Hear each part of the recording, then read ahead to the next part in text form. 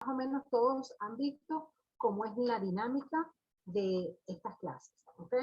Ya están viendo. Para esta semana me corresponde a mí explicar la tercera semana el tema número 2, tanto el lunes.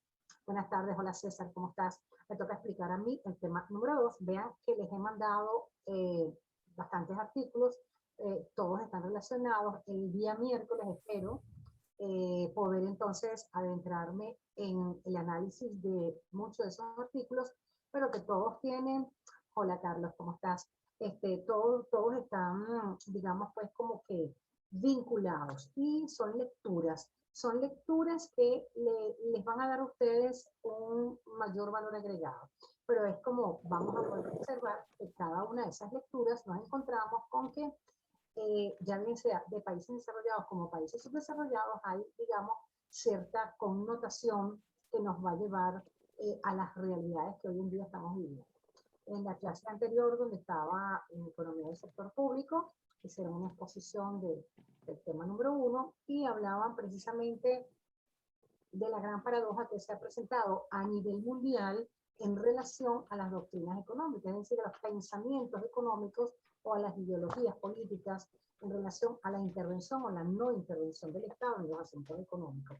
Y eso tiene, por supuesto, una gran connotación desde el punto de vista de la política. Veamos.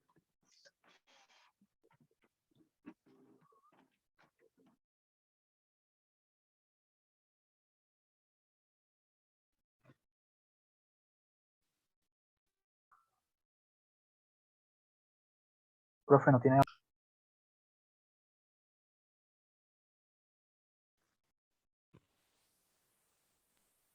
¿Ahora me escuchan?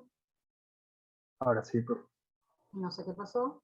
No, lo muteó, no sé, se muteó.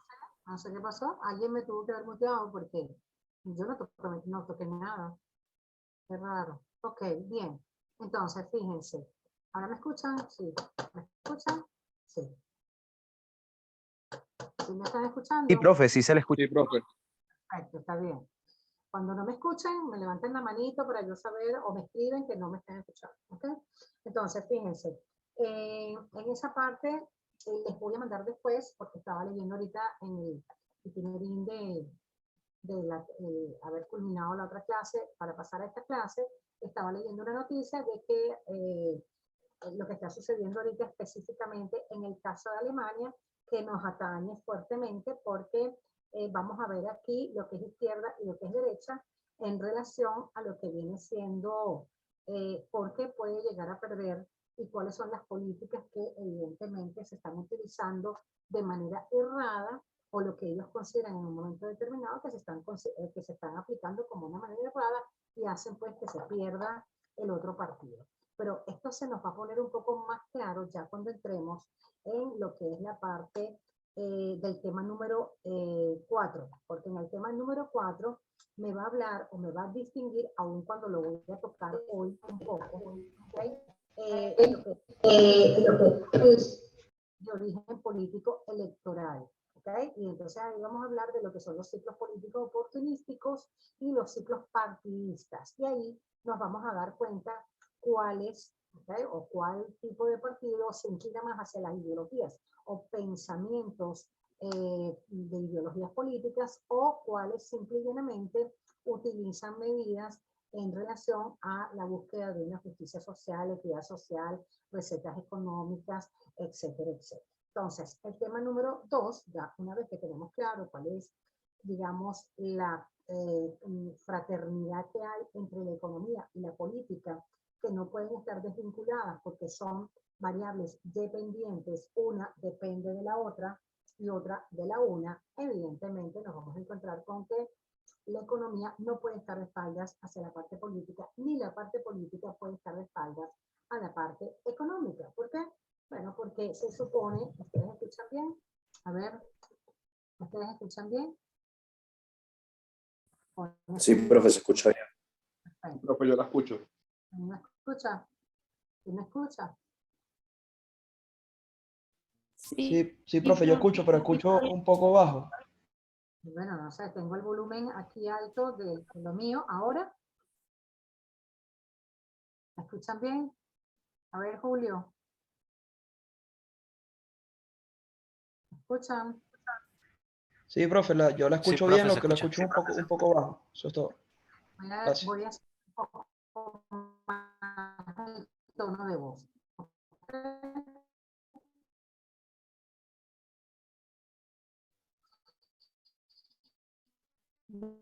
Bien.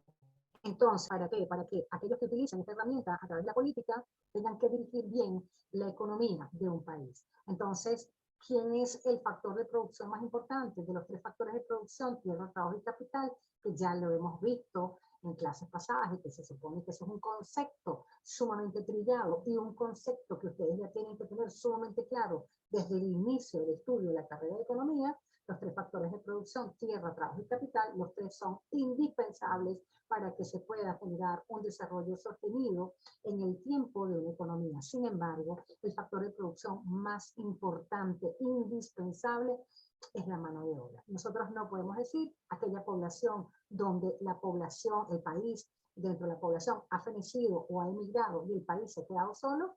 ¿Qué vamos a hacer nosotros? ¿A quién le vamos a crear leyes? ¿A quién le vamos a generar producción, productividad? Se supone que es quizás el elemento más importante. Vuelvo y repito, los 3 son fundamentales, pero la mano de obra es quizás el elemento más importante. Entonces, la interacción entre la política y la economía van de la mano y es importante pues saber el papel que van a jugar, el papel que va a jugar la política, como lo vimos en las clases pasadas, a través de la creación de políticas distributivas, políticas macroeconómicas, a través de lo que son políticas que incluyan a todas las partes de la población, generando el mayor bienestar social posible y, por supuesto, disminuyendo a toda costa, en breve, digamos, resumen, los procesos de heterogeneidad desde el punto de vista social y económico de una nación. Cada vez que veamos que se produce en un país una mayor heterogeneidad desde el punto de vista social y económico, quiere decir que tenemos graves problemas en cuanto a la adjudicación de una buena aplicación en políticas macroeconómicas. Y es quizás una gran panacea hoy en día hablar y decir lo que viene siendo políticas macroeconómicas, políticas de paños calientes y populismo, porque se cruzan en el camino y más sobre todo en América Latina, en muchos de los artículos que les mando tienen mucho que ver con la parte de América Latina y la mala conducción de esas políticas que llevan de una manera inexorable al fracaso en cuanto a los resultados macroeconómicos. La endogeneidad de las instituciones, el crecimiento de esas instituciones de manera favorable que puedan incentivar o que puedan generar o que puedan, digamos, estimular de una u otra manera el carácter de seriedad, el carácter de responsabilidad, transparencia y coherencia que se tiene que generar dentro de las instituciones en un país es fundamental, puesto que nosotros no podemos trabajar de manera aislada diciendo pues que el Estado no va a tener su cuota de responsabilidad en el momento que hablemos de la transparencia en las instituciones. Y si a bien es el Estado aquel que no da de manera coherente las pautas, ni tampoco de manera transparente ese rendir cuentas a través del presupuesto de la nación, pues por supuesto, señores, nos vamos a encontrar con que hay un divorcio entre lo que es la economía y la política del país. Bien, en el tema número 2 nos abocamos pues hoy a lo que viene siendo la economía política de la distribución de la renta, la redistribución del ingreso, el proceso político electoral relacionado con la política impositiva, la captura de rentas y la distribución intertemporal. Todos los artículos que les envié están, digamos, relacionados unos con otros. Unos nos dan, digamos, nos abren una gran ventana a, oye, pues conocer cómo se ha manejado en América Latina.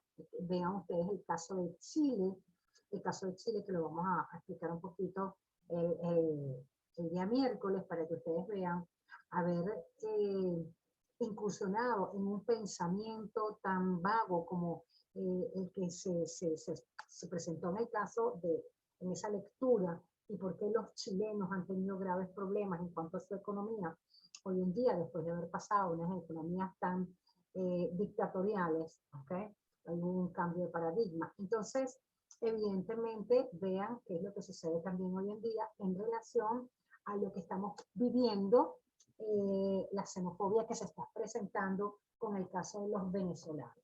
Y leía, por cierto, también un artículo que decía, lastimosamente, las economías, los países en el mundo, y ha sido fuertemente criticado Chile, ¿okay? Por el hecho de haber, digamos, reaccionado de esa manera ante unas medidas tan xenofóbicas como las que se están presentando con relación a los venezolanos. Muy pocos de repente pueden traer alusión el hecho de que en los años 70 tuvimos un presidente de la República que abrió las fronteras de los países de América Latina y Venezuela se inundó de todos nuestros países vecinos. Y no era precisamente porque tuviesen una economía holgada y porque estuviesen viviendo muy bien, todo lo contrario. Esas economías, esas personas que vinieron a nuestro país, eran personas que estaban excluidas, como digamos pues en un momento determinado, hoy en día podemos decir, estos venezolanos que han emigrado a Chile, y en ese momento Venezuela los recibió con las manos abiertas. De esa anécdota pues hay muchas. Yo era estudiante universitario en ese momento y bueno, todavía no, del 74 no, más adelante, 79, 85, 80, yo empecé la universidad en el 79, terminé en el 83, 84. Entonces, pero ya se veían una serie de medidas, una serie de políticas que se estaban, digamos, asumiendo como característica de una apertura de una economía petrolera, un llamado boom petrolero, un auge petrolero. Venezuela, conocida como la Venezuela Saudita, abre las fronteras a nuestro país. Venezuela, hasta los años 50, los años 60, tuvo una inmigración, que ya le he dicho en muchas oportunidades, pero no quiero que se vaya a malinterpretar este tipo de comentarios.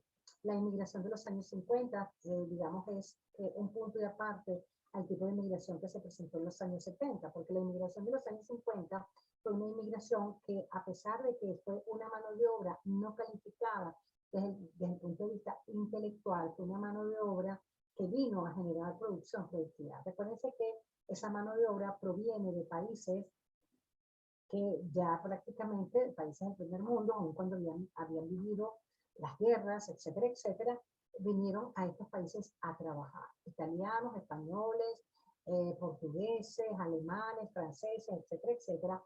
Una cultura, hay un proceso de transculturización. Entonces, ese proceso de transculturización vino a generar en la economía venezolana el proceso de mayor crecimiento de la economía en toda la historia. ¿Okay? Entonces, una mano de obra que vino a generar producción productiva. De hecho, pues, estábamos afrontando para ese periodo precisamente una economía de dictadura, un sistema de gobierno dictatorial que era sumamente controlado por Pérez Jiménez y que evidentemente hay muchísimas anécdotas de muchas personas que cuentan cómo era, digamos, la supervisión de las obras que se hacían en este país.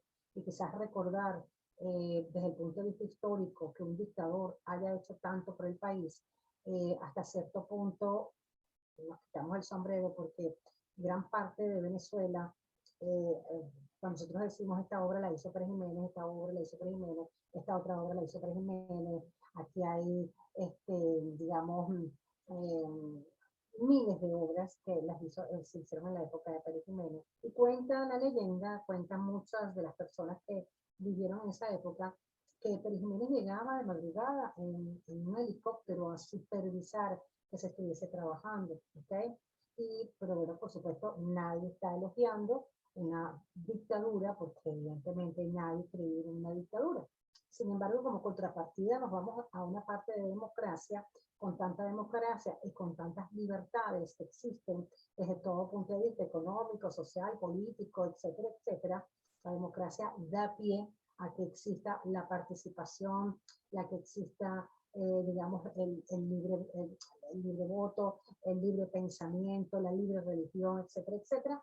Pero diametralmente opuesto a esa dictadura, a lo que quiero hacer la comparación, es que evidentemente dejamos mucho que desear, porque como nos preguntamos, o nos debemos preguntar, cómo en periodos de dictadura tuvimos tanto crecimiento económico, como en periodos de democracia también tuvimos muchísimo crecimiento económico, pero por un factor de producción que tuvimos la suerte o la desdicha, entre comillas, de haber vivido un factor coyuntural había cuenta de dos factores, como fueron la guerra entre Irán y Irak y la caída del Shah de Irán, que hicieron pues que esos precios del barril de petróleo se dispararan y nos convirtieran en lo que fuimos desde el periodo 74 al año 1983, pero la gran coyuntura aquí a presentarse o a preguntarnos es precisamente por qué en gobiernos de democracia las políticas no fueron las más sanas que condujeran precisamente a la economía, a una economía loable, una economía que estuviese produciendo el máximo de beneficios y justicia social, disminuyendo la heterogeneidad en la pobreza de nuestro país. Aunado a ese problema, pues el proceso de inmigración de los años 70, que era ese tipo de inmigración que vino a Venezuela, no era precisamente un tipo de inmigración productiva. De hecho, creo que ya lo comenté en clases pasadas, que había en mi época, cuando yo estudiaba en la universidad, una revista que se llamaba Número, y había un artículo que decía Venezuela un país de desechos. Pero el país de desechos, ¿por qué? Nos quedábamos con los productos de segunda y tercera para poder competir con el resto del mundo, porque el resto del mundo aplica economías de escala y tiene ventajas comparativas y tiene calidad, y etcétera, etcétera, etcétera. Y los países desarrollados, a su vez, nos envían a nosotros los productos de segunda y tercera. ¿Okay? La relación aquí existente con este tipo de inmigración era que esta inmigración que llegó al país no era precisamente aquellas personas que estaban en muy buena posición económica y social en sus países, todo lo contrario. Vinieron aquí y le generaron al país un gran costo social. De hecho, pues se decía muchísimo que en las radios siempre se escuchaba que en la maternidad Concepción Palacio no había camillas para las venezolanas porque las camillas estaban siendo ocupadas por personas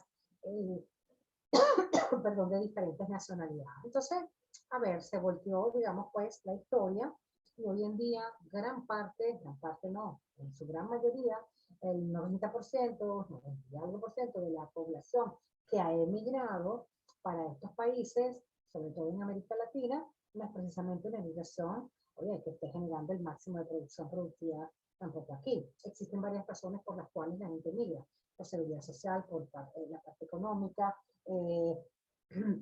por persecución política.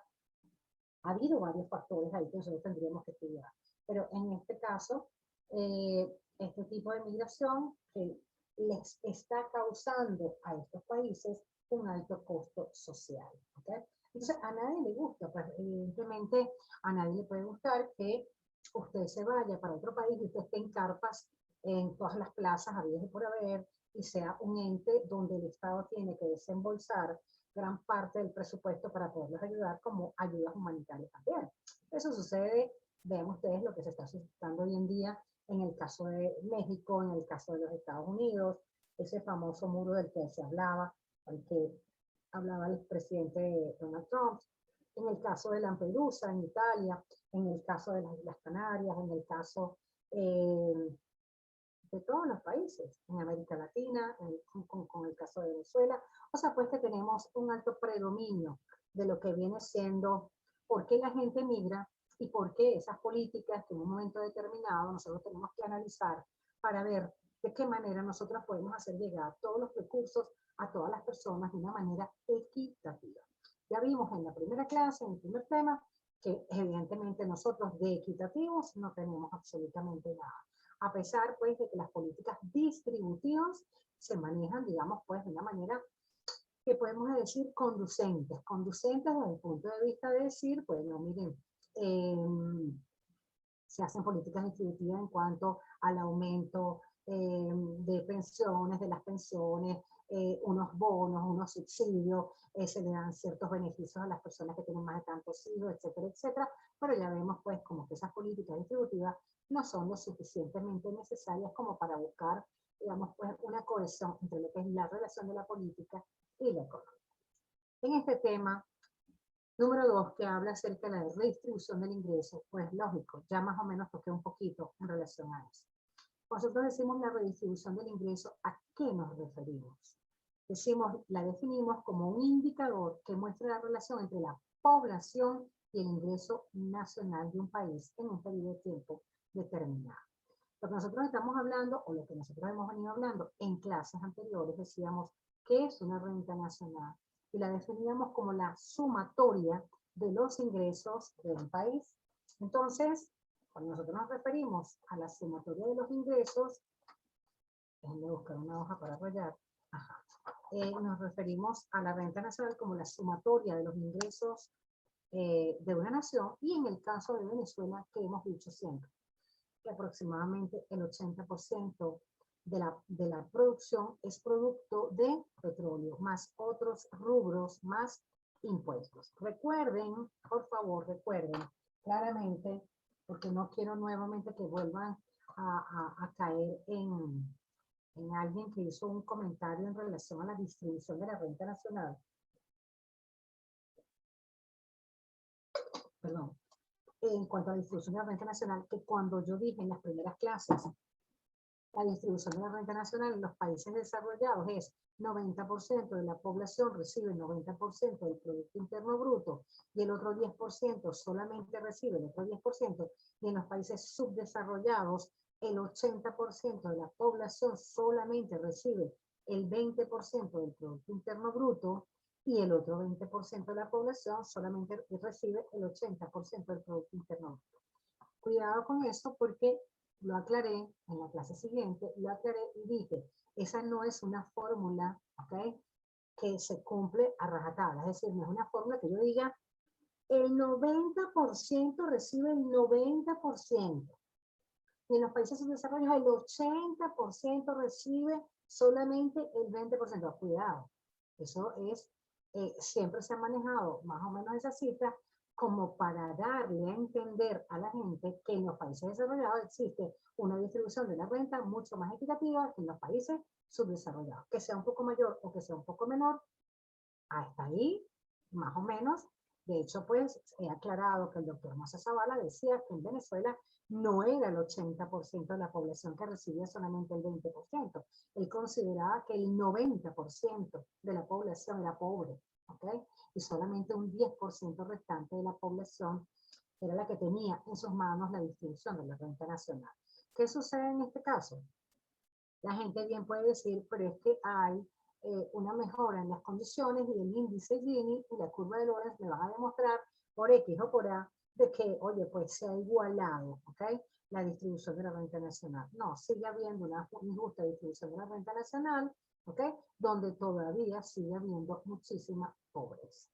Entonces, en este caso, dice, cuando yo definía esa renta nacional, sumatoria de los ingresos de la nación, y que a través de ella podemos conocer la posible distribución del presupuesto de la nación, considerando los factores por los cuales el Estado debe darle mayor importancia. Lo dijimos en las primeras clases, tenía que tocarlo, tenía que hablar acerca de eso, porque toqué dos elementos fundamentales como son la micro y la macroeconómica. Desde el punto de vista macroeconómico, el Estado, así como desde el punto de vista microeconómico, Pedro Pérez tiene en su haber la distribución de sus ingresos, y sus ingresos siempre tienen que ser mayores que los egresos, sino de lo contrario, Pedro Pérez va a estar en aprietos y tiene que hacer una reconducción de su presupuesto. Evidentemente, Pedro Pérez dirá, pues ya no puedo comer jamón serrano, ni puedo comer queso manchego, ni puedo comprar, qué sé yo, tales frutos, o no puedo, y tengo que empezar, ay, ya los niñitos no pueden ir a clase de equitación, ya los niñitos no pueden, y comienzo yo a reducir y a reducir. Pero acuérdense que estamos hablando de un grueso de la población, que ese grueso de la población no va a clase de equitación, ¿ok?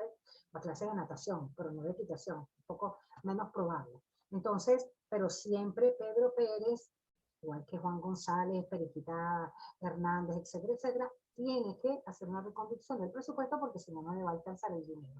Entonces tiene que ver cómo lo va a reconducir. Y por supuesto, Pedro Pérez, al igual que todo el resto de la población, tiene que priorizar necesidades. Esas necesidades, por supuesto, la primera de todas es comida. Porque si usted va a decir, bueno, la primera es vivienda, lo primero que tengo que hacer es pagar la vivienda. Si me sobra, como compro comida. Bueno, tranquilo que no va a llegar hasta allá. Entonces se morirá usted, ¿verdad?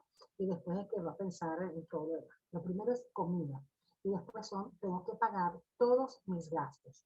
Tengo que pagar la luz, el teléfono, el condominio, todo lo que representa el gasto para mí, el colegio de los niñitos, la universidad, etcétera, etcétera. Y cada quien se arropará hasta donde le alcance la comida. Desde el punto de vista macroeconómico, vamos para allá, le compete al Estado. ¿Qué hace el Estado? El Estado también tiene prioridades. ¿Cuáles son? Educación, salud, recreación, seguridad, servicios públicos, etcétera, etcétera. Todas esas funciones que tiene el Estado debe priorizarlas. ¿Qué considera el Estado? ¿Cuál es la prioridad para la economía venezolana? Bueno, yo considero que la educación. Primero porque la educación, mientras más nos aboquemos a que las personas estudien, a que las personas se preparen, menos ignorancia habrá en el país. Pero en Venezuela hay quizás una gran, digamos, una confrontación de conceptos, ¿no? Aquí la gente dice, hemos logrado combatir la alfabetización, es decir, ya no tenemos analfabetas en el país. Todo el mundo sabe leer y escribir, o en un porcentaje muy elevado. Entonces, pero resulta que no tenemos analfabetas porque ya hemos aprendido a leer y escribir, pero tenemos analfabetas funcionales, que no es peor, pero sigue siendo muy malo, porque el analfabeta funcional no tiene ni la menor idea de lo que yo le estoy hablando. Entonces, ¿alguien iba a decir algo? ¿Nada?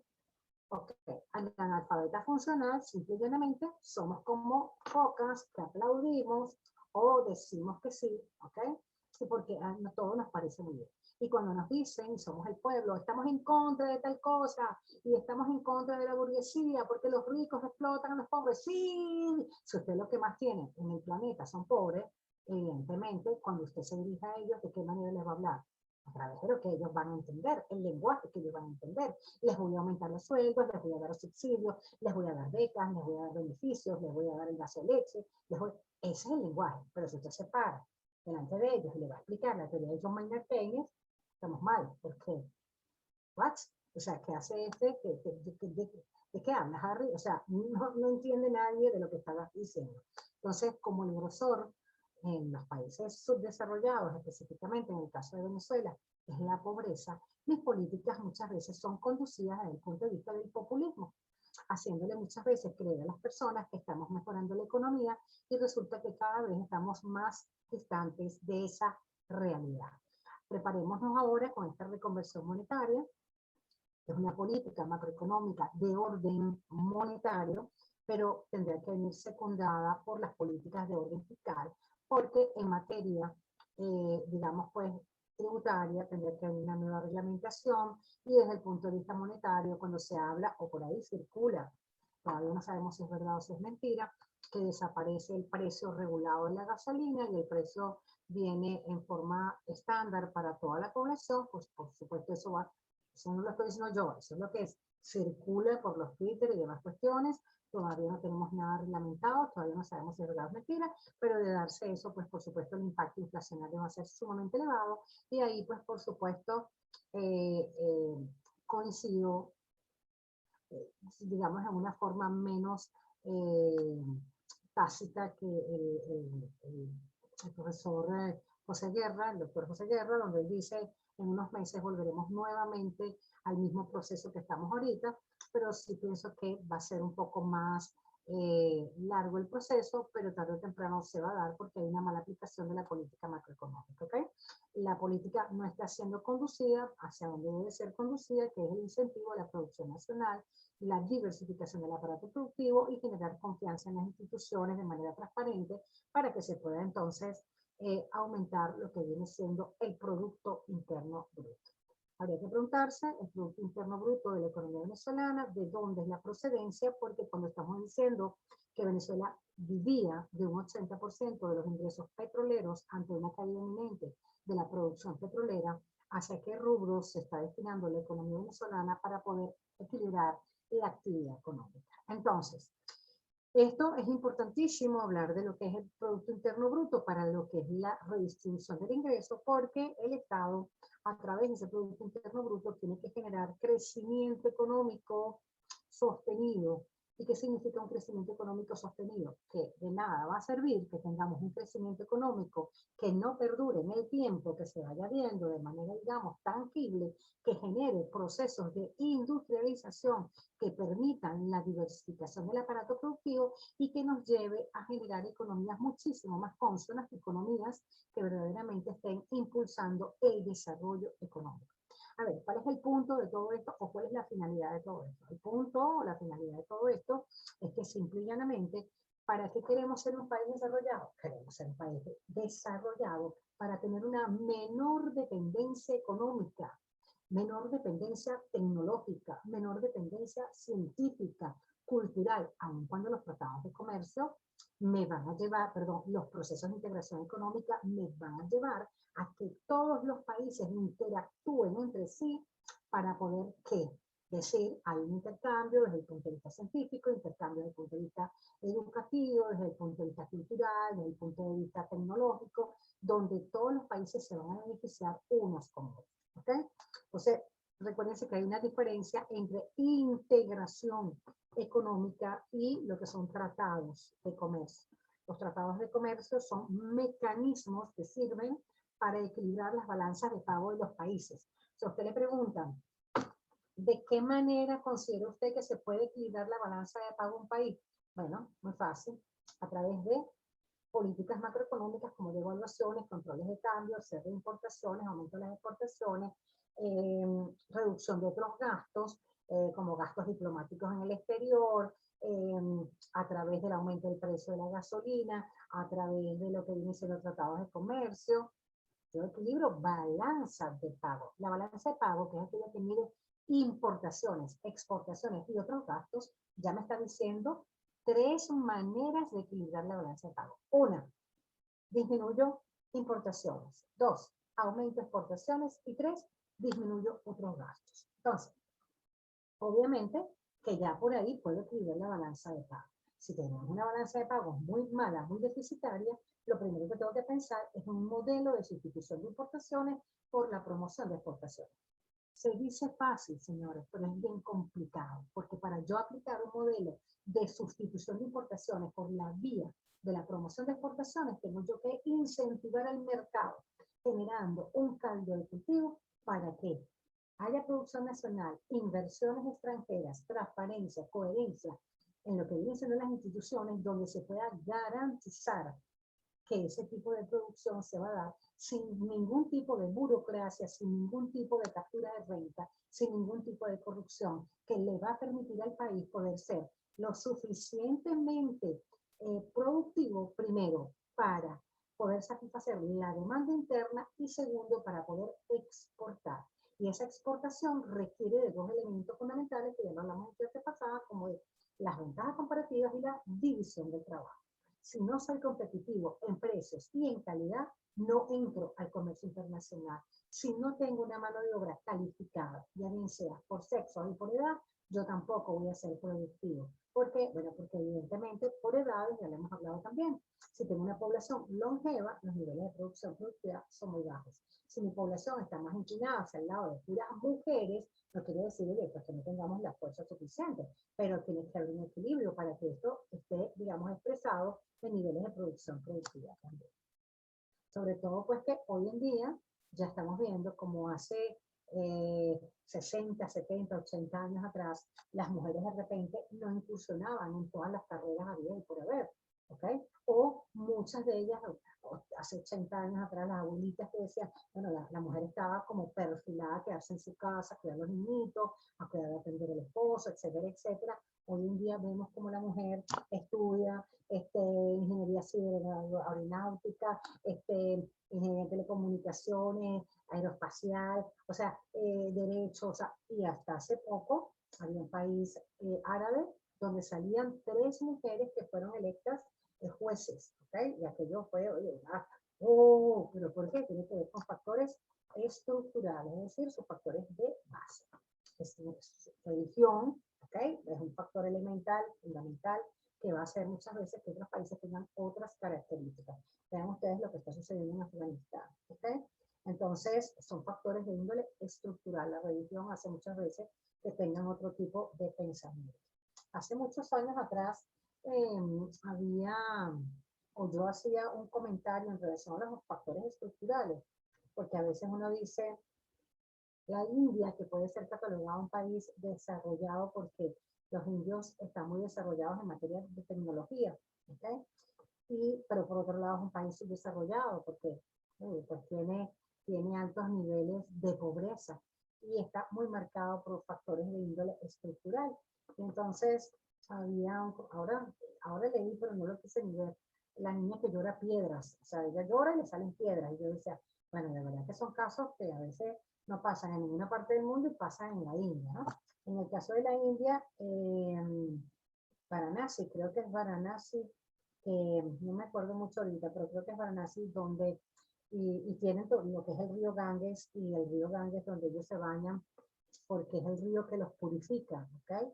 Pero es el río donde botan las cenizas de los muertos, las vacas son sagradas, usted va por la calle y la vaca tiene que estar ahí, no la puede tocar, los monos también, las serpientes, etcétera, etcétera, y esa es su cultura, es un factor de índole estructural. Pero en el caso de Varanasi, lo que decían era que las mujeres no pueden entrar a los cultos religiosos, digamos, a los rezos o las tradiciones que ellos tienen en cuanto a los muertos, porque ellos dicen que las mujeres lloran mucho, lloramos mucho.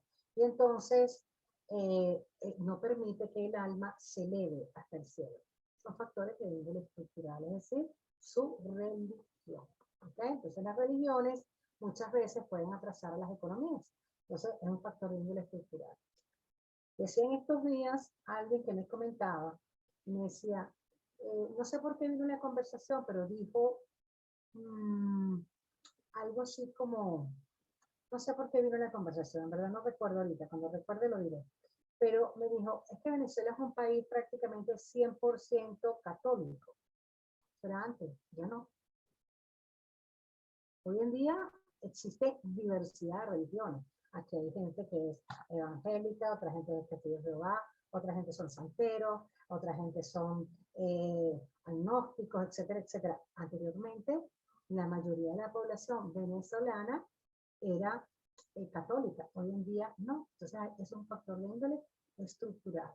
Los factores de índole estructural marcan poderosamente, ¿okay?, lo que viene siendo las culturas.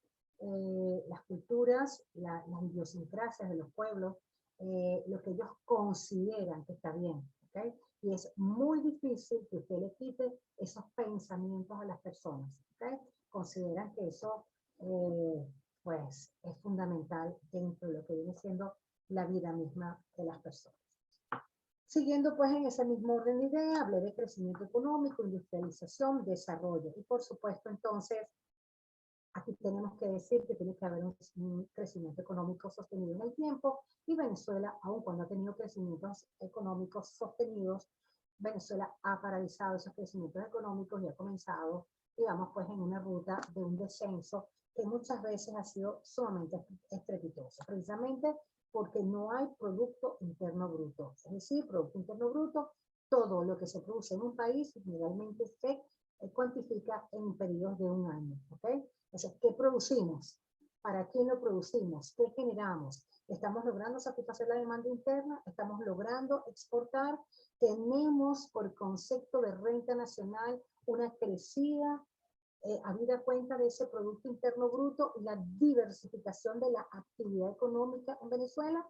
¿O es que Venezuela, digamos, tiene, digamos, un tipo de economía más inclinada a una economía perfilada hacia lo que es el dinero fresco, hacia lo que viene siendo, vean ustedes lo que estoy diciendo, el dinero fresco proveniente de préstamos, ¿okay?, que pudieran en un momento determinado haber reactivado la economía, o también pudiera estar presentándose como características de políticas monetarias generada por el Banco Central como una política monetaria expansiva, donde se le está inyectando dinero a la economía, generando graves procesos inflacionarios. Entonces, son preguntas que nos tenemos que hacer porque la redistribución del ingreso, que digamos que no son, digamos, dependientes, es decir, aumenta mi Producto Interno Bruto, mis políticas van a ser mejores y la heterogeneidad va a disminuir.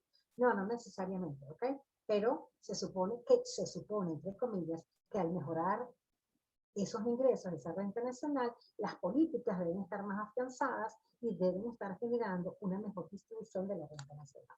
Recuérdense que cuando estamos hablando de estos factores que intervienen dentro de la actividad económica, tenemos que hablar de los individuos como la familia, las empresas, que viene siendo el sector privado y por supuesto el sector público. Y obviamente que en su conjunto todos van a trabajar de la mano. No podemos hablar, no podemos decir que uno trabaja independientemente del otro. Ahorita precisamente en la clase decían que el bien común era fundamental y que ese bien común no se trabajaba bajo ninguna circunstancia de manera individual. Es decir, que el trabajo es de todos y de manera mancomunada. ¿Por qué? Bueno, porque el Estado no puede hacer su trabajo solo, independientemente de lo que es la población. La población debe trabajar de manera conjunta para generar ese bienestar social. De ahí es cuando se habla de las políticas como el solidarismo y el cooperativismo, que son dos doctrinas sumamente importantes para esta relación. ¿Okay? Todo esto venía porque ellos explicaban lo que es la parte de la conjunción, y que también está relacionado con el tema de ustedes, que es la parte de lo que viene siendo la participación del Estado y la no participación del Estado en los asuntos económicos. Es decir, nos guiamos por la corriente, por la teoría neoliberal o por la teoría de los clásicos o liberales. El neoliberalismo, que no acepta la intervención del Estado en los asuntos económicos y busca una justa distribución de la renta nacional, y la de los clásicos, que busca una justa distribución de la renta nacional, más no una intervención del Estado en los asuntos económicos. Y habla pues de Adam Smith, donde establece pues dentro de las, digamos, características fundamentales lo que viene siendo lo que se conoce con la mano invisible del mercado. Yo muchas veces hago alusión a lo que es la mano invisible también del Estado. Es decir, el Estado está, pero no interviene directamente, sino de una forma pasiva. Y la mano invisible del mercado, donde la teoría de los clásicos liberales consideran que la economía se regula simple y llanamente a través del libre juego de la oferta y la demanda. Todo eso ya lo debemos saber. Seguimos entonces y decidimos en el Estado, a fin de generar, es el Estado quien se encarga de la distribución de la renta nacional, tomando en cuenta sus factores de producción. Vean ustedes, ¿qué factores debe tomar en consideración el Estado para hacer una distribución de la renta nacional? Hemos hablado ya de la renta nacional y hemos hablado de la prioridad que tiene cada uno de los sectores a los cuales el Estado le va a generar o le va a distribuir la mayor parte de la renta nacional. Por supuesto, ya lo dijimos en la clasificado constitucional, que es, digamos, aquella parte de la renta nacional que el Estado le distribuye a cada uno de los estados del país dependiendo de su población y de factores coyunturales. En castellano, ¿qué significa? Tenemos ingresos. Esos ingresos, el Estado viene, ¿verdad? Y se siente y dice, ¿qué es lo más importante para nosotros? Bueno, la educación. Bueno, en estos momentos, la salud. Entonces, la mayor parte del presupuesto de la nación se lo vamos a dar a educación y a salud. El resto lo distribuimos a lo que es recreación, vialidad, seguridad, servicios públicos, etcétera, etcétera. Pero lo más importante para nosotros, como Estado, como cabeza, es destinar la gran parte, la mayor parte del presupuesto de la nación, ¿ok?, hacia estos dos rubros. Ok. Aparte, una vez que ya hizo eso, ya te doy la palabra, Roberto. Una vez que ya hizo eso, entonces lo bifurca hacia lo que es el situado constitucional y le dice al situado constitucional cuántos habitantes tenemos en cada estado. En el estado Zulia tenemos tantos habitantes, en el estado Carabobo tanto, en el estado Aragua tanto, en el estado Vargas tanto, en el estado Amazonas tanto. Dependiendo del número de habitantes, yo digo, si en el estado Zulia tengo la mayor parte de habitantes, la mayor parte del presupuesto va destinado al estado Zulia. No puedo darle más al estado Vargas que al estado Zulia porque se supone que el estado Zulia tiene mayor cantidad de habitantes. Sin embargo, por factores coyunturales, un factor coyuntural es algo que sucede en un momento determinado y puede generar consecuencias positivas o negativas para un país. La guerra entre Irán y Irak fue un factor coyuntural, una coyuntura, le sucede en un momento. negativo para ellos, pero positivo para nosotros. ¿Por qué? Porque dos países productores de petróleo entran en guerra, dejan de producir petróleo y Venezuela tuvo que aumentar la cuota de producción. ¿Okay? Entonces, por eso es que vivimos esa coyuntura tan divina del 74 al 79. Y digo el 79 porque en el 79 ya estábamos listos para que nos dieran bye, bye, pero hubo otro factor coyuntural que permitió la caída de Shah Irán por problemas religiosos, entran en guerra nuevamente y nuevamente se disparan hasta el 83. En este caso, ¿qué sucede? Ese año de la coyuntura que vivió el Estado Vargas en el año 1999, ante la tragedia que vivió el Estado Vargas, la mayor parte del presupuesto en relación a la distribución de la renta nacional fue para el Estado Vargas. Dime, Roberto. Sí, profe, que sobre el tema de la redistribución, bien mirando las láminas, me di cuenta que en la última lámina está el tema de la distribución intertemporal. Y recordaba que era algo que, si mal no lo recuerdo, lo vimos también en microeconomía. Y era un tema muy importante dentro de todo el tema de la distribución de la renta porque se refiere a esas deudas que incurre cierta generación en un país, la cual se termina distribuyendo entre varias para como que distribuir el peso y la gravedad de ese golpe para la economía nacional. Creo que es algo que estamos viviendo pues el día a día en Venezuela y que nos va a seguir acompañando por muchísimo tiempo. Es así, correcto, porque la distribución intertemporal es la que me va a decir eso. Por cierto, Roberto, que estaba por preguntarte, ¿tú no viste políticas económicas el trimestre pasado conmigo? Sí, profe. Y eso no era en estudios liberales. Sí. Y ustedes me permiten ver en los estudiantes de economía una materia en estudios liberales porque es como una electiva. Sí, profe, yo creo que lo vi en calidad de seminario. Ah, como un seminario. Ah, bien, no sabía, fíjate. Yo decía, pero si yo tengo a Roberto y Sí, tengo sí. que fueron Es que estoy alumnos, en simultáneos. ajá, que fueron alumnos míos, pero en estudios liberales. Y decía, oye, qué extraño, ¿no? Y estaba por preguntar, y dije, tiene que ser como un seminario, como una electiva o algo por el estilo que les permiten verlas de una carrera a otra, porque creo que estudios liberales pertenece a la escuela de economía. Creo. Creo que sí, por ahí van los tiros. Creo que es más a la de estudios políticos, pero vemos economía, historia y una serie de cosas de humanidades. Sí, es verdad, porque ustedes tienen estudios políticos, ciertamente, sí, sí, ciertamente estudios políticos, pero tienen como que una combinación, están estrechamente vinculados porque mi director de la Escuela de Economía, eh, de hecho, esa materia la creé yo, ¿ok? O sea, me pidieron el favor de crear un seminario y lo creé, pero no sabía ni siquiera que me lo iban a dar a mí. Y entonces hay como que una relación entre lo que es la parte, digamos, de economía con ellos. Entonces, yo decía, pero bueno, qué extraño esto, debe ser que les permiten ver. ¿Pero tú estudias economía o estudias estudios liberales? Estoy en un plan de estudios combinados, veo las dos carreras al mismo tiempo. Ah, ya entendí. Es por eso, porque estás estudiando las dos carreras al mismo tiempo, ¿ok?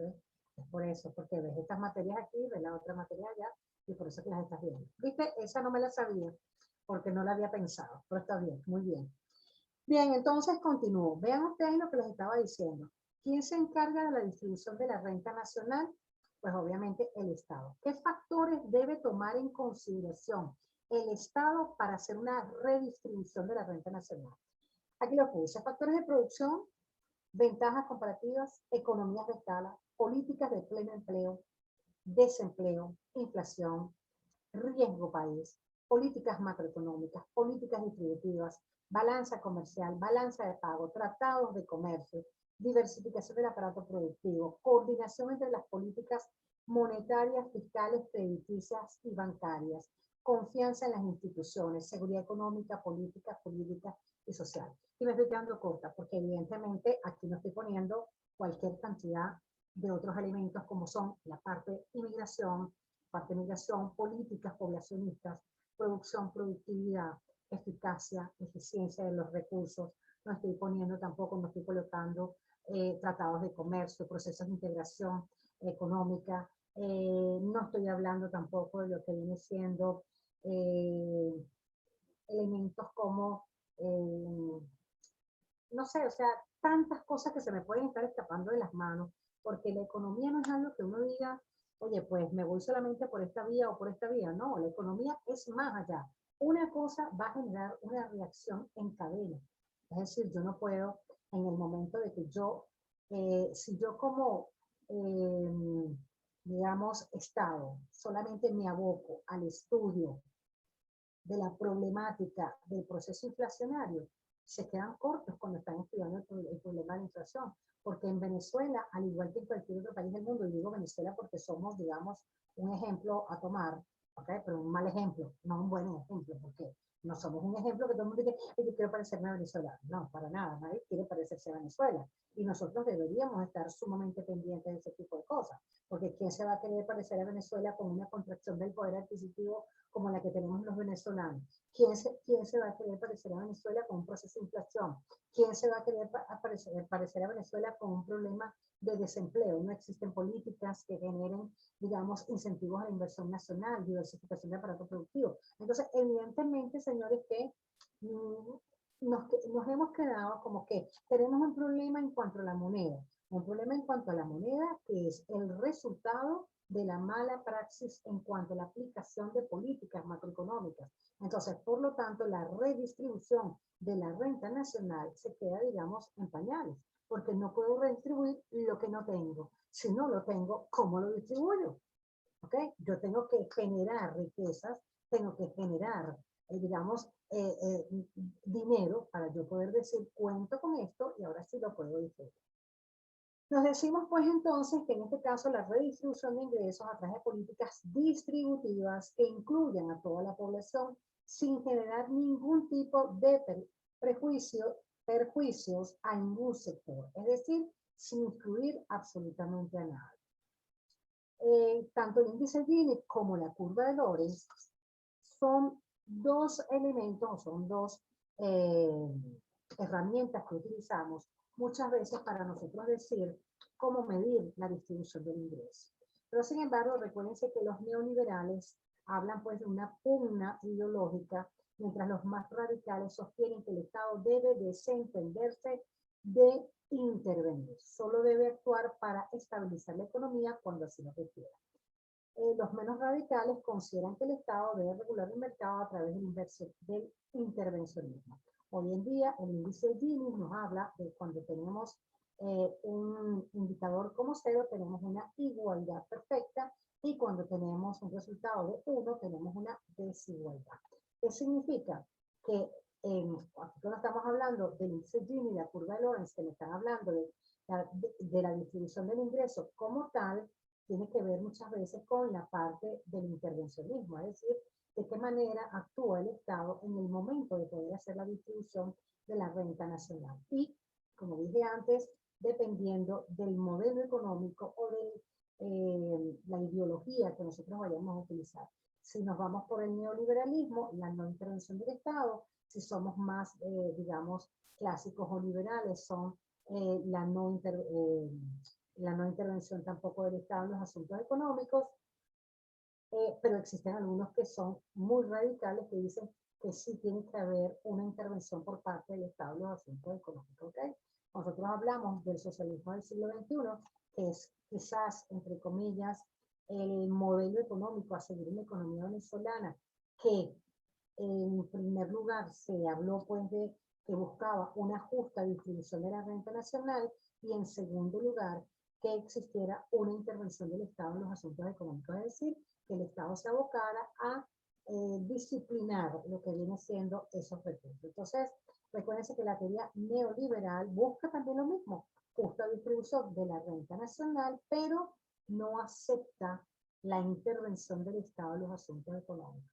Mientras que Keynes se inclina más por la intervención del Estado en los asuntos económicos, la teoría de John Maynard Keynes, ¿okay? Donde dice que el Estado debe intervenir tomando las riendas de la economía en su justo momento. Es decir, que la economía no puede irse equilibrando cuando a ella le dé la gana, o que simplemente sea una economía de libre mercado donde el libre juego, la oferta y la demanda son las que van a enderezar la economía.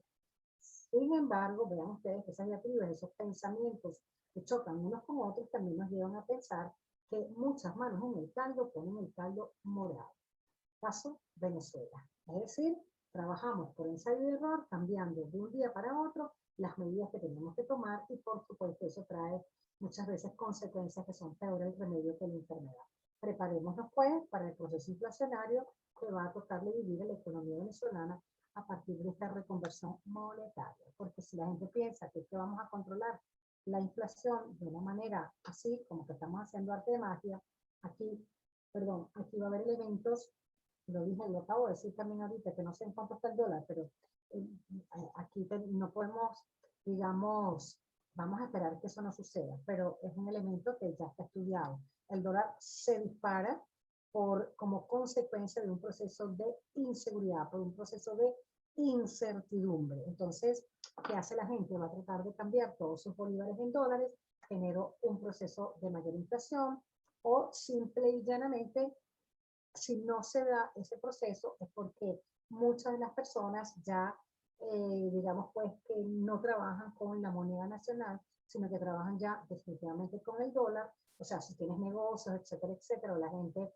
no recibe remuneración a través de lo que es el bolívar, sino el dólar, pues entonces ya yo no lo voy a disparar, pero pudiera ser un indicador que me estuviese disparando por una vía, y por otra vía, pues no le pidan a ustedes peras al olmo, porque aquellas personas que tienen un salario mínimo, evidentemente ellos no van a comprar dólares, a menos pues que se esté dando por la vía de las capturas de rentas, y eso evidentemente sí va a disparar ese proceso del dólar. Pero vamos a esperar el comportamiento de esta semana. Vuelvo y les repito que si se ancla, o sea, o se va a generar, que se vaya a eliminar el precio de la gasolina a los niveles regulados, subsidiados por el Estado y que es igual para todos, eso va a generar un proceso inflacionario. De igual manera, se va a generar un proceso inflacionario tratando de buscar el redondeo. Es decir, que si yo tengo 13 millones de bolívares con 50, entonces ya no son, o 13 millones 950 millones, entonces ya voy a redondear 13 millones 950, los voy a redondear a 14 millones, ¿ok? En el caso de los precios, pero no en el caso de los sueldos, ¿ok? Entonces el redondeo también va a generar un proceso inflacionario.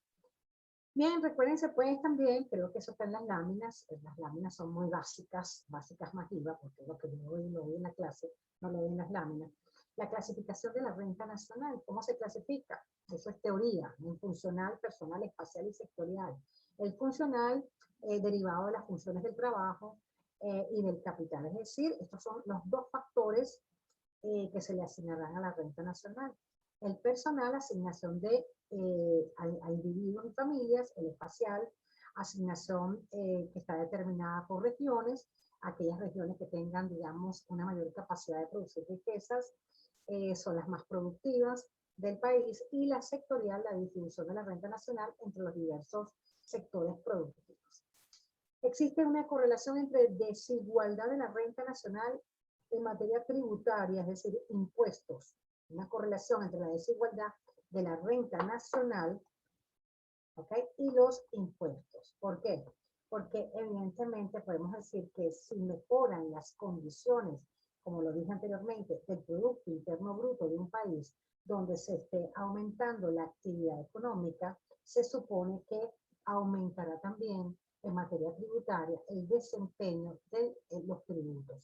Si nosotros tenemos una economía fuertemente golpeada, es decir, una economía que no es productiva y todo está colapsado, no hay producción, no hay productividad, los negocios han cerrado, que van los centros comerciales, todo el mundo ha bajado las Santa Marías, nadie produce, etcétera, etcétera, se supone que los impuestos también se tendrán que sentir mermados. ¿Por qué? Bueno, porque todo el mundo ha bajado las Santa Marías, nadie produce nada, nadie vende nada, y los impuestos van a tener que sentirse afectados. Entonces eso tiene, digamos, una correlación bastante fuerte, por supuesto que va a generar grandes cambios también en el momento de hacer la distribución de la renta nacional.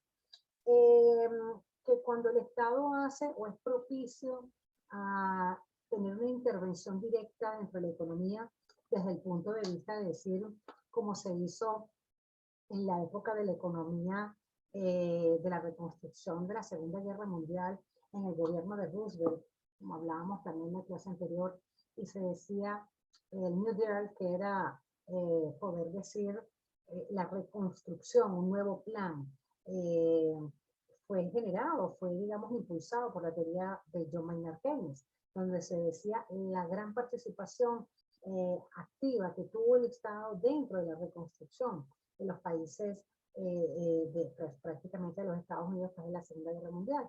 Entonces el Estado se aboca a la reconstrucción participando crecientemente de una manera muy directa, generando empleo.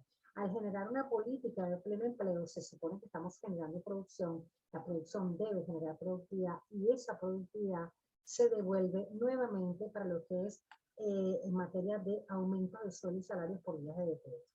Por aumento de sueldo y salarios por vía de producción productiva, no por decreto, perdón, ¿ok? O sea, lo ideal es que estemos generando una fórmula que es ingresos igual a consumo más ahorro más inversiones. ¿Qué significa? Que si yo tengo un buen ingreso, yo puedo consumir. Son variables dependientes. Si aumenta el ingreso, aumenta el consumo. Si disminuye el ingreso, disminuye el consumo.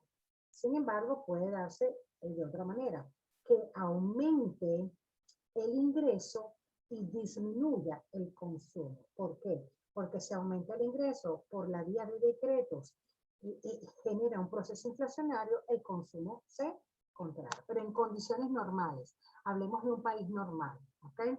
¿Qué significa un país normal? Un país normal es un país normal. Un país normal es un país donde se supone que todo debe tener un equilibrio, si no perfecto, casi perfecto. Entonces decimos, si todo el mundo gana bien, si todos ganamos muy bien, tenemos capacidad de consumo, es decir, variables dependientes. Si aumenta el ingreso, aumenta el consumo. Si tenemos una buena capacidad de consumo y me sobra dinero, yo puedo decir que yo puedo ahorrar. ¿Cuáles son las dos condiciones que se tienen que dar en materia económica para que la gente ahorre? Primero, que exista una seguridad económica, política, jurídica, social y bancaria. Porque voy a ahorrar y el país está en guerra. Una bomba por aquí, la otra, estoy ahorrando. O sea, a nadie se le ocurre, o sea, es bastante complejo, ¿no? Entonces, ahí hay una, digamos, oye. Y por otro lado, que exista rendimiento en los ahorros. Es decir, que lo que pasa es que ahí estaríamos entrando en algo que nosotros no conocemos ni manejamos hace muchos años, las tasas de interés, tanto pasiva como activa. O sea, al venezolano se le olvidó lo que es ahorrar, por lo menos en bolívares. El venezolano ahorra en dólares, pero no en bolívares. Lo que ha traído como consecuencia una gran, digamos, desilusión en cuanto a materia monetaria, porque es que tanto la Constitución como la ley la ley del Banco Central establece que la materia de curso legal en Venezuela es el bolívar, por ningún lado dice el dólar. Entonces se supone que el pobre bolívar está ahí como que, bueno, esperando que alguien me mire. Entonces las tasas activas y las pasivas, que se supone que la tasa pasiva es la que el banco me va a dar como compensación por tener mi dinero ahorrado, esa no existe. Y la activa, que lo que el banco me va a cobrar por yo pedir un préstamo, tampoco existe, porque ¿quién se le ocurre pedir un préstamo hoy en día? O sea, puede haber préstamos a la pequeña y mediana empresa o industria, pero por cosas muy, digamos, sencillas, pero que yo decir que me voy a pedir un préstamo al banco ahorita, primero eso no existe, porque el encaje legal está siendo, digamos, supeditado a las políticas del Banco Central. Entonces, dos elementos por los cuales la gente ahorra. Primero, que hay un excedente del consumo. Si no hay excedente del consumo, pues nadie ahorra. Número uno. Número dos, que tiene que haber seguridad económica, política, jurídica, social y bancaria. Y bueno, número tres, que haya un rendimiento en las tasas de interés que sean atractivas. El ahorro, señores, a largo plazo se convierte en inversiones. Si todo el mundo ahorra, a largo plazo yo me puedo comprar el carro, puedo invertir en la compra de un apartamento, puedo comprar un negocio, puedo invertir. Pero ¿cuáles son las condiciones que tiene que haber en un país para que la gente pueda invertir? Eso se conoce con el nombre de MK, que son todas las inversiones que se realizan dentro de un país, son las inversiones. MK, movimientos de capital, son inversiones que se hacen dentro de un país, ya sea por nacionales y por extranjeros. Los EMK es la eficacia marginal del capital, es la lucratividad prevista en una inversión. ¿Cuáles son las condiciones que tiene que haber en un país para que la gente invierta? Seguridad económica, política, jurídica y social. Tiene que haber atractivos para las inversiones, tiene que haber una disminución del riesgo país. Los procesos de incertidumbre se tienen que, digamos, aminorar. No podemos vivir en ascuas, aunque cuando por ahí dicen el que no invierte ni gana ni pierde, ¿ok? Y aún en procesos de incertidumbres, digamos pues que, después vamos a ver un poquito la teoría de Frank Knight, cuando invirtieron en una empresa de marca automovilística, y dice que la incertidumbre es quizás el caldo de cultivo para que la gente se impulse a hacer algún tipo de inversión, y que muchas veces, oye, pues es un tiro al piso, pues yo me arriesgué y por supuesto invertí y gané. Ellos decían en ese eslogan que ellos crearon, es que cómpranos un carro.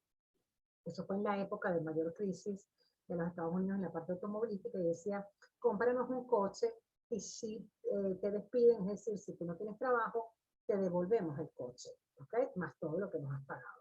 Y por supuesto se arriesgaron y ganaron, ¿ok? Porque recuérdense que dentro de los fallos de mercado, quizás el más peligroso es la inestabilidad de los ciclos económicos.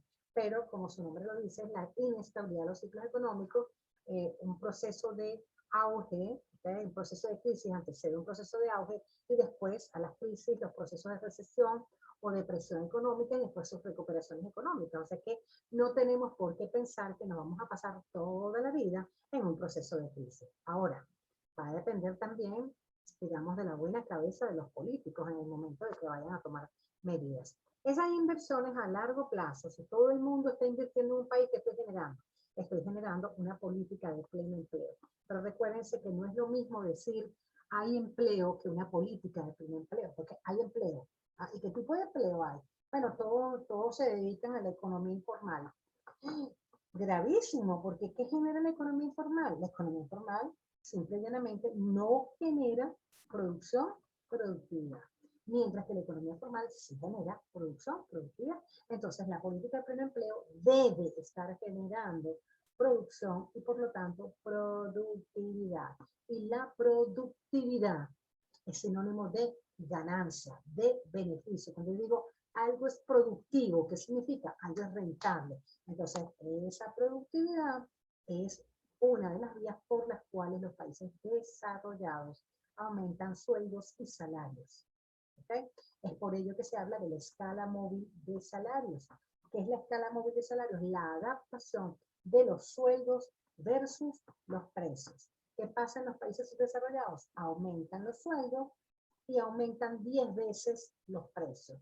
Por lo tanto, señores, los precios se comen a los sueldos. No se da la escala móvil de salario, mientras que en los países desarrollados aumentan los sueldos por vía producción-productividad y los precios permanecen constantes. Por lo tanto, los sueldos siempre están por encima de los precios. En el caso de nuestros países, sobre todo en el caso de la economía venezolana, ¿qué sucede? Aumentan los sueldos por vía de decreto, y eso hace que se produzca la espiral inflacionaria. Continúo. Entonces, la distribución de la renta nacional no depende de un solo factor, depende de un conjunto de factores, factores estructurales, coyunturales, ya lo expliqué, de la actividad económica a la cual se refiere el país, de su Producto Interno Bruto, y el papel tan importante que deben tener es, digamos, las ideologías políticas a las cuales vaya dirigida ese país. Si no se define en un primer momento qué tipo de ideología, qué tipo de modelo económico va a dirigir esa economía, ya en un primer momento nosotros estamos fracasados. La participación de las corrientes económicas en que se encuentran sujetos los políticos. Pareciera que los tienen, que todos tienen el mismo objetivo en común, es decir, generar cada vez mayor pobreza. Porque pareciera, o sea, a veces uno se puede preguntar y decir, pero de verdad, esto está sucediendo. Porque es imposible pensar que yo diga, si yo tengo 2 más 2 igual ¿Usted a dónde tiene que llegar? ¿A qué resultado tiene que llegar? Usted tiene que llegar al 4, ¿verdad? Ese es su objetivo, el 4, porque 2 más 2 da 4, no 2 más 2 da 8, ni 1, 2 más 2 da 4. Entonces yo le pongo 2 más 2, le pongo igual y le dejo un cuadradito y usted me tiene que poner el resultado ahí. ¿Cuánto es? 4. Ahora, hágalo como usted le dé la gana. Ese es el método que utilizó Pilar Bichini. Pero, oye, Pedro Pérez quiso 1 más 1 más 1 más 1. Y Juan González quiso 2 más 1 más 1. ¿Qué significa eso, señora? ¿Qué quiero llegar con eso? Utilice el método que usted le dé la gana. Usted tiene que llegar es al resultado. ¿Cuál es el resultado? Bueno, señores, producción, productividad, estabilidad económica, política, jurídica, social, distribución de la renta nacional, equidad, disminución de la heterogeneidad desde el punto de vista social y económico, justicia social, equilibrio en todos los factores de producción, etcétera, etcétera, etcétera. Ahora, ¿qué sucede? Que también se me puede estar presentando, ¿verdad? Que yo diga, oye, en un momento determinado, el fin justifica los medios, ¿no? En este caso, bueno, yo me voy a llevar a quien sea por delante porque yo tengo que llegar a la meta. Pues no, usted no puede llegar a esa meta. Usted no puede llegar a eso que yo diga, pues mire, yo como sea, porque hubo, aquí la gente se reía de ese tipo de, digamos, de comentarios que se hacía, porque hubo un periodo de gobierno que decía, hay que acabar con los pobres. O sea, hay que acabar con la pobreza. Ese acabar con la pobreza era simplemente, oye, pues disminuir la pobreza y que hubiese una equidad en la justa distribución de la renta nacional. Pero no era que vamos a acabar con los pobres, porque hay que acabar con los pobres. Bueno, entonces vamos a lanzar la bomba atómica aquí a todos los barrios para matar a los pobres y ya, miren, acabamos con los pobres, ya no tenemos pobres. Obviamente, señores, que eso no es así. Acabar con la pobreza no es una tarea fácil, obviamente no es una tarea fácil, pero no es una tarea imposible. Empezaría yo como economista con los factores de índole, es proteger los factores de lógica estructural, porque eso es como cuando usted que vive en un barrio y la lleva a vivir a un edificio. Significa que usted tiene que explicarle a esas personas que existen ciertas normas y esas normas de convivencia van a mejorar que todas las personas puedan vivir en comunidad. Entonces, si usted vive en el barrio, se mueve a un edificio y ahora usted sube la moto por el ascensor, usted sabe cuánto tiempo va a durar el ascensor. Si usted está acostumbrado que usted guinda todo interior en la ventana de su rancho, porque es un edificio, y la guinda toda su ropa interior en navegar, existen ciertas normas que tenemos que aprender a vivir en comunidad y eso, pues por supuesto, nos va a determinar. Son factores de índole estructural, ¿ok? Entonces, usted está acostumbrado en el barrio allá donde usted vivía a poner la música a último volumen y esa música, entonces bueno, se oye todo el barrio, no, aquí miren, existen ciertas normas, además es una contaminación sónica, aquí hay niños, no es que en el barrio no las haya, pero de repente a lo mejor todos están muy acostumbrados a que, oye, todo el mundo pone la música alta, nadie sabe qué música está escuchando, etcétera, etcétera, normas de convivencia.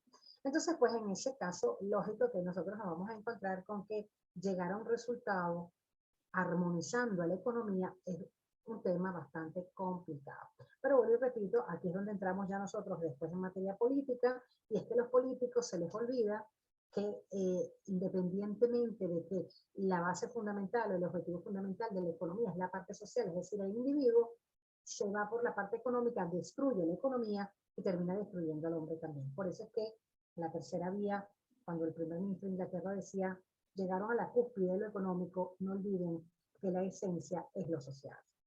Bien, para concluir ya la clase del día de hoy, aquí tenemos pues que todos los partidos políticos deben tener los mismos objetivos, pero parece que cuando llegan a mandar, pues se les olvida y entran ya en, digamos, en una especie de diatriba en relación a lo que es el populismo y dejan de actuar como deben actuar. Sin embargo, en la práctica vemos cómo hoy en día las medidas que se toman están muy lejos, pero muy lejos de la realidad. Pareciera como que se les ha olvidado el tema del crecimiento económico, de las economías emergentes, de la confianza, de las inversiones extranjeras, el tema de disminuir el riesgo país, de, digamos, pues, de crear una estabilidad desde el punto de vista de las políticas macroeconómicas de manera coherente, crear instituciones transparentes, donde se les rinda cuentas al pueblo, a la nación, ¿ok? Tarde o temprano terminarán pasando facturas, que es lo que está sucediendo en la mayoría de los países del mundo, ¿ok? Incentivar el aparato productivo, generar empleo, generar confianza, diversificar la economía, etcétera, etcétera.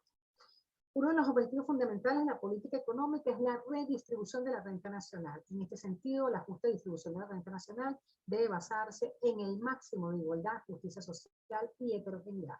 La mala gestión pública, que no está acorde a las llamadas recetas económicas, que tienen como función prioritaria no solo la justa distribución de la renta nacional en aras de alcanzar la mejor distribución, sino también de ser garantes de generar el máximo de beneficio, haciendo todos los ajustes necesarios. En el caso de Bélgica, que sucedió en el caso